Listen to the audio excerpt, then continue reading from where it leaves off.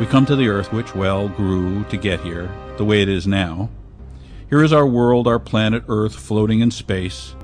We will be going backward in time, imperfectly, but done in a very disciplined manner. Please notice there is no subduction, no rotation of tectonic plates, no twisting, no form-fitting, no altering shapes or sizes. It would be impossible for these continental plates to fit together perfectly without this being true, and yet the upper tectonic plates fit together perfectly on a much smaller planet.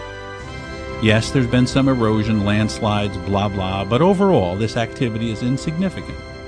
There is a kind of conspiracy of silence among certain scientists. They know, but are not telling you, that the upper tectonic plates of Earth also join in the Pacific.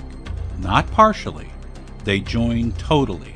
You are asked to believe that the continents swim or drift about willy-nilly, bumping and crashing as if they were on a greased skillet. This is not true. The simple truth is apparently too upsetting to too many apple carts.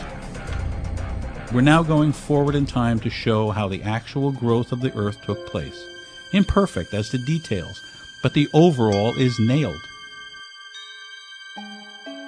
Antarctica, as you see, has become subtropical. Africa, on a smaller globe, moved way downward under the globe. In fact, for hundreds of millions of years, the bottom of Africa was the South Pole. South America's tail goes under and wraps around the bottom of Africa.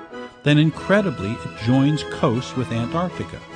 65 million years ago and more, these continents were joined, and marsupials like the duck-billed platypus roamed from Australia, Antarctica, and across southern South America and up into Africa. The platypus.